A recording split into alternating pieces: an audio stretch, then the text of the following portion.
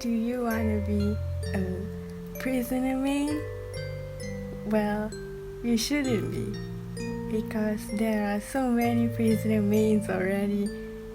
So please don't be a prisoner main. I'm joking.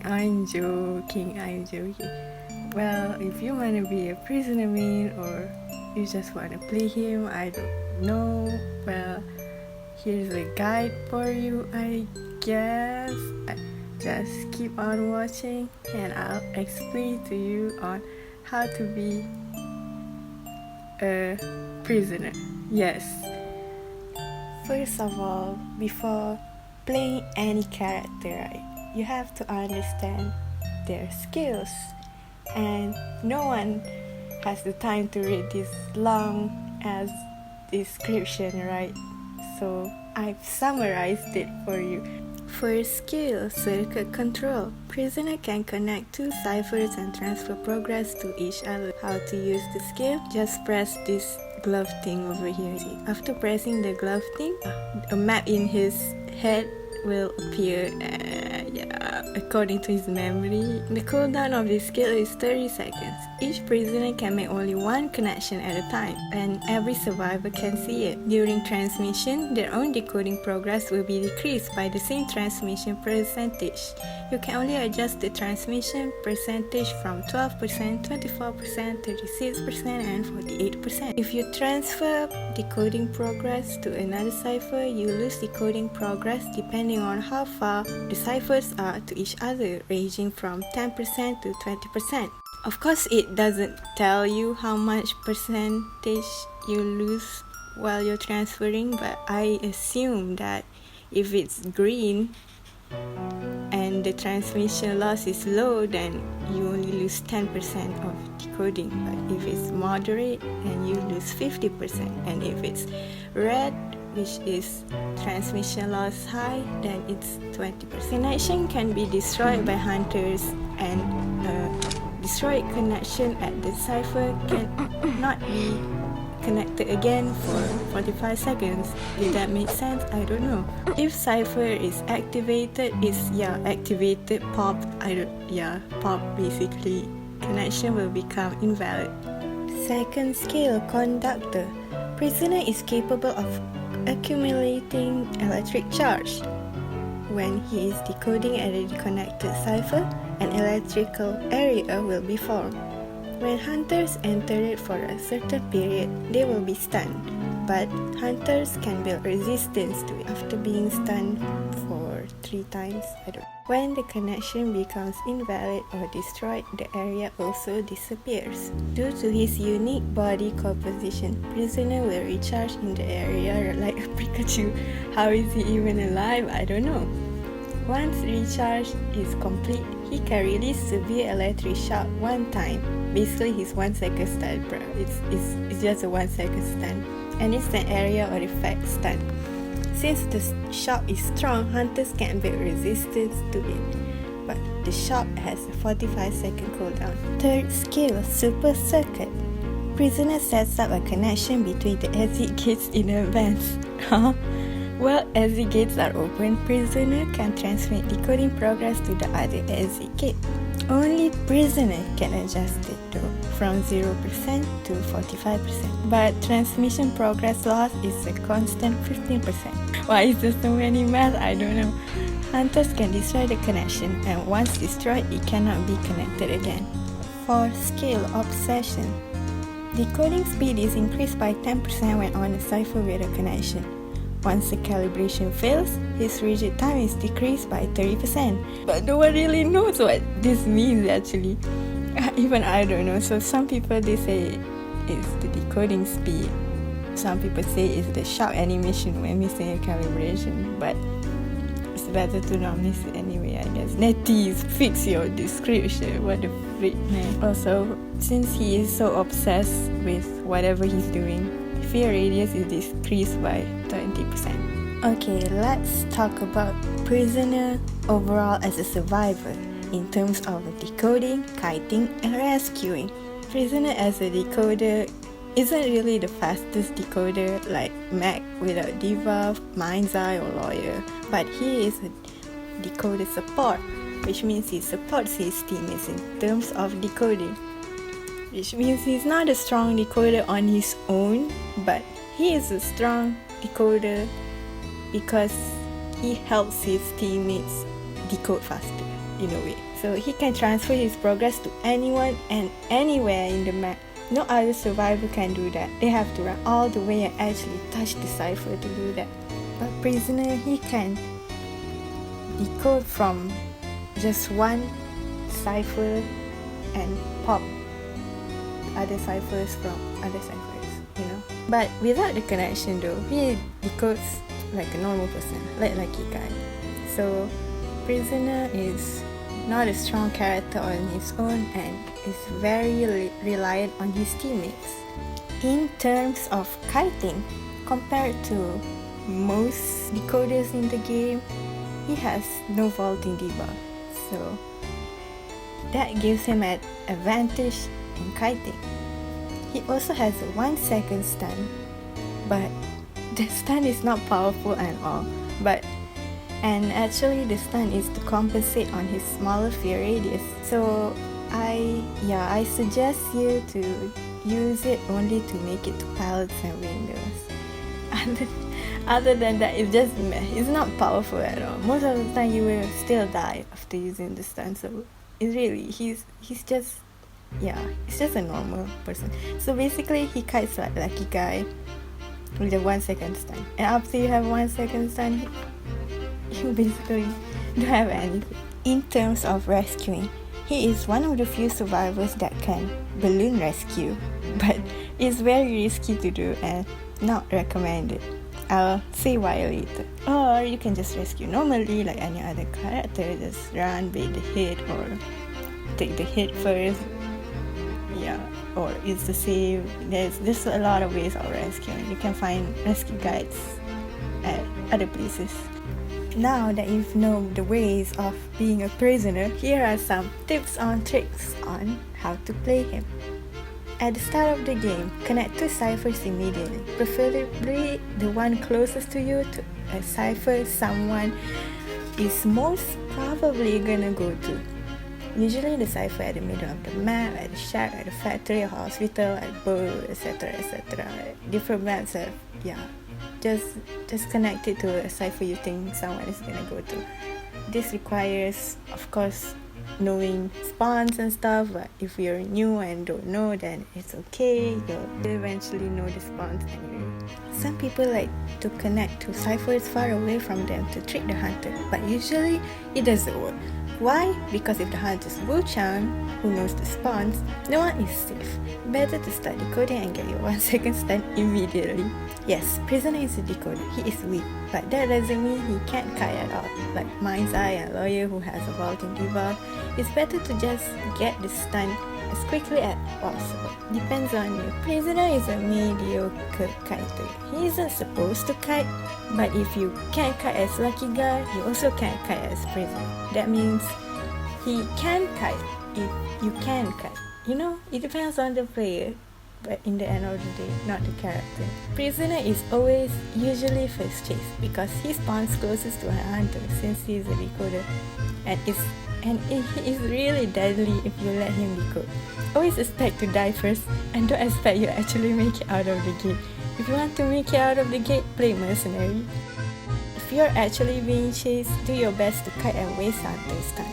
If you're not chased though, congratulations! Now there's 2 things you can do. Continue decoding the 2 ciphers at once at 48% or 36%, like double down mechanic, or after the 30-second cooldown, change the connection to a teammate's cipher, preferably the rescuer, and finish that cipher. Or if someone's already decoding at that cipher, just continue. Prisoner should help his teammates finish their cipher. Or if you want to decode 2 ciphers at once, it's okay too, but I'll explain why the second strategy is usually harder if you're not really in high tier, like if you're in mid tier, if you're like me who's in mid tier, It's actually not best to put it at 48% because you lose more progress on your own cipher that way. But I don't care, I'm impatient. Second strategy is like if you want to decode 2 ciphers at once, is when you're sure the kiter can find cipher kite and doesn't need assistance from the harasser or the rescuer, so you can decode 2 ciphers at peace.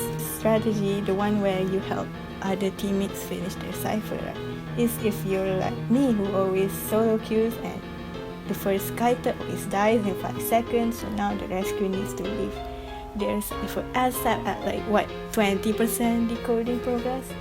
So like, who's gonna decode that cipher now? So now you have to go help them finish their cipher, but you're not actually gonna go to that cipher, you're just gonna make a connection to that cipher, you know. Always look around you when decoding. As prisoner, you need to be extra aware, because the heartbeat doesn't appear until the hunter is actually breathing right behind your neck, since he has a smaller field radius. Always make sure there's a connection on the map. Prisoner shouldn't really be rescuing unless he really has to. Like, if, for example, if your teammate is garbage or hunter just happen to charge a person nearer to you and everyone else is at the other side of the map, then sure, you have to go rescue them. You have to go. You can't make the rescuer, if it's the rescuer is caught, right, you can't make that caught run from shore to small boat. You know what I mean, you know? Yeah, if you're nearby, just go rescue. Besides, if it's a good hunter, right, he will force you to go rescue. He will go and disrupt your decoding anyway, so might as well just go rescue, you know. If the hunter is camping the last cipher, use another cipher to make a connection and pop it, instead of running to it and making it obvious to the hunter that is the last cipher, so the hunter can go abnormally. You don't want to do that. You have to be quick though before the hunter breaks the connection.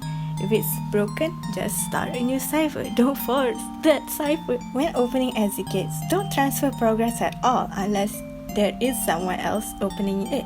It's better to have one open exit gate instead of 2 unopened ones. Because if you transfer progress to the other gate, right, the gate you're opening will take a longer time to open. You know, it's slower to open the gate you're opening if you're transferring like a few percentage of your progress to the other gate, and then by the end of the day you won't open the other gate and you won't open your gate, and the hunter will teleport to you or wherever and kill you. So might as well just open the damn gate, you know, as fast as possible, unless there is someone already at the other gate opening that gate and you want to help them open their gate faster. Even if you're not playing prisoner, if someone else is opening the other gate, let the prisoner open it, because only he can adjust the progress thing, unless he's, dead. Also, if you're not playing prisoner and a prisoner connects their cipher to yours, stop sending back progress, please. He probably just wants you to finish your cipher fast so you can go rescue or start a new one, whatever, but please don't send back the freaking progress, because if you send the progress, you have transmission loss too. Now he has transmission loss, you have transmission loss. You lose progress just sending the progress over to the other cipher, and it's just a waste of decoding progress, a waste of time, and just please don't do that, please, I'm begging you. Pay attention to the wire things at the side of the progress bar, because if it's sparkling red, it means the hunter is near you. That wire thing can detect a Greenwich leash, a Joseph coming from the photo world, and bloody queen mirror body, and Wu-Chang's umbrella. When balloon saving, do it if you're sure, very very sure, that the hunter won't change target to you. Like if they are checked before already, or a lot of ciphers are already done, because the hunter is most likely gonna change target to you now. Also, you have to body block after using the stun, because the stun is too short, so make sure to body block, because if you don't body block, then the hunter will just hit that person again. Your stun didn't work, So basically, you have to be full health if you want to go balloon rescue. And if the hunter sees you running from a mile away to come stun you, then they'll most likely hit you or drop down the survivor. So please be smart about it. do a sneak attack or something like Pikachu. Well, Pikachu, I don't know, just, you know what I mean. Yeah, it takes practice and luck, I guess. I don't know. Also, while kiting, I've said it before, you can use the sun to gain distance, to reach pallets and windows, or even cancel the hunter attack animation to gain more distance. Also, I don't recommend looping the electrical area because the hunters usually are gonna break the connection anyway, so you need to transition away from that cipher so your teammates can go do that cipher.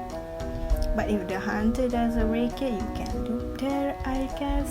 But if the hunter didn't break it and you're just looping the area, then you're probably low tier, and also the hunter can put resistance anyway, so might as well just leave the area, really.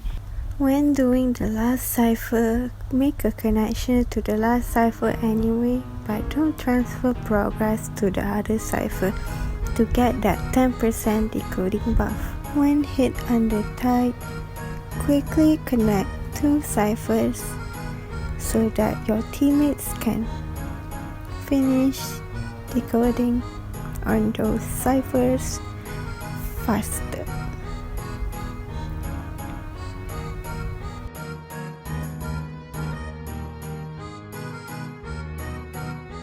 Prisoners' best maps are probably in small maps like Red Church and Arms Factory because there are less transmission progress loss, and Prisoner is kinda like a teensy bit bad in big maps like Moonlit, River Park and Lakeside Village because there are more transmission progress loss.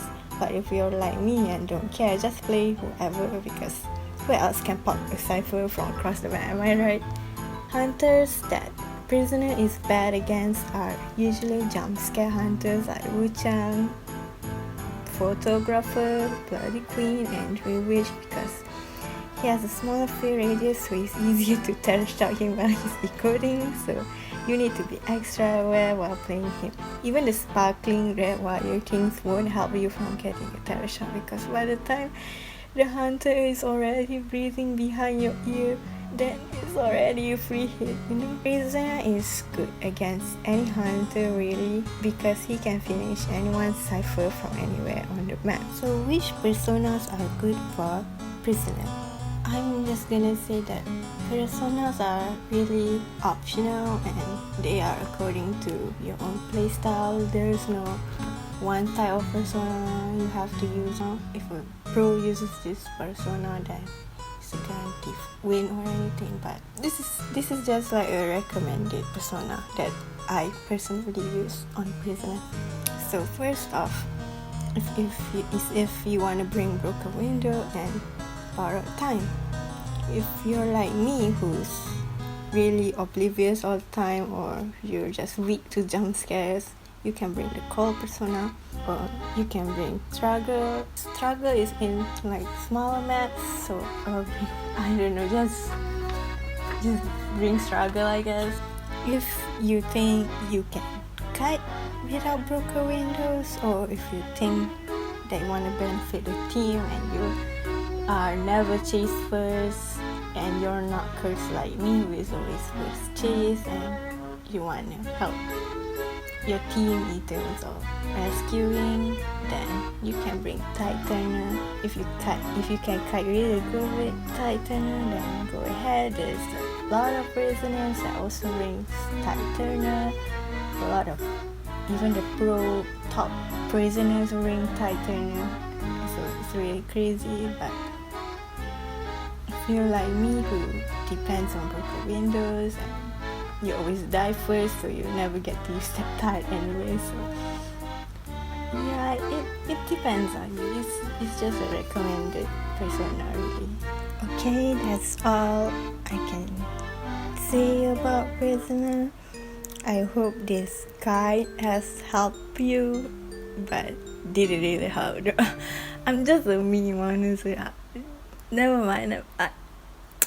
Yeah, I'm just tired of seeing prisoners that play kind of weirdly, like, you know, connecting ciphers but not transferring any progress or dying in 5 seconds. So I hope this guide has benefit you in playing prisoner, and I hope you too will be a really great prisoner main, although please don't be, because there are so many prisoner mains. Sorry, I'm joking, please. If you want to play prisoner, if playing prisoner is fun to you, then go ahead, play him. I think prisoner is a very fun character. If you like my video, then like and subscribe. I don't know, if you don't want to, it's okay, but if you want to, then sure, go ahead. I don't know.